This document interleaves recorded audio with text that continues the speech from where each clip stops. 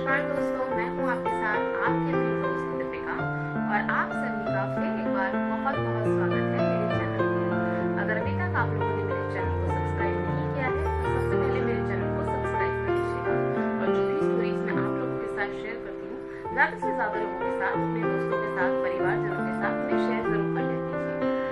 आज की जो स्टोरी मैं आपके लिए लेकर आई हूँ बहुत ही इंटरेस्टिंग है और बहुत ही अच्छी और बहुत यूजफुल लगी मुझे। तो आज की स्टोरी में चाहती हूँ आप सभी लोग पूरी सुनें ताकि इसके बारे में बेहतर तरीके से समझ सकें।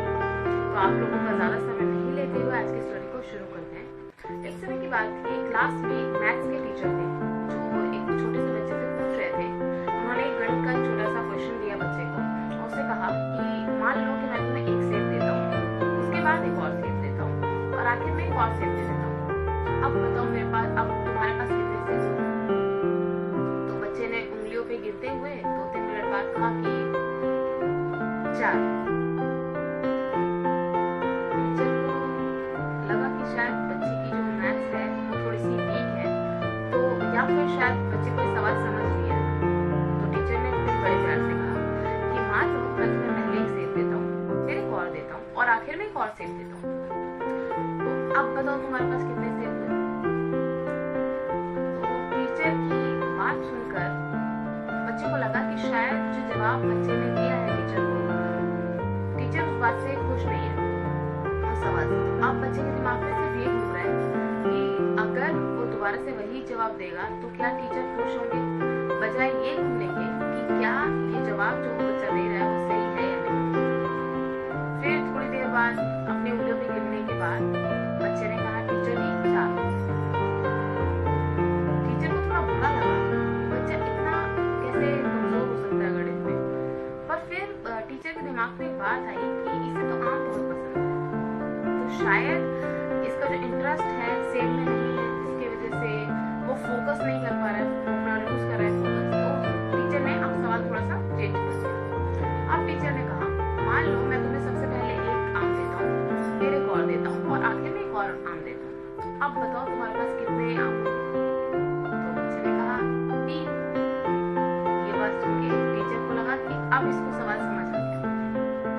फिर एक बार और इस बार बच्चा भी बहुत खुश हो गया कि टीचर जो चाह रहे थे सुना, शायद उसने सही जवाब दे दिया, इसलिए टीचर थोड़े से अच्छे खुश दिखाई दे रहे। उसके बाद टीचर ने फिर वही सवाल कर दिया कि अगर मैं तुम्हें पहले एक सेब देता हूँ, फिर एक और एक सेब देता हूँ और आखिर में भी एक और सेब देता हूँ, अब तुम्हारे पास कितने सेब होंगे? अब बच्चा थोड़ा सा कॉन्फिडेंटली बोला टीचर 4। इस पर टीचर को बहुत गुस्सा आया। टीचर ने कहा तुम पागल हो क्या? तुम्हें समझ नहीं आ रहा है, एक ही सवाल को मैं कितनी बार पूछ चुका हूँ, तुम्हारे पास 4 सेब कैसे होंगे बताओ?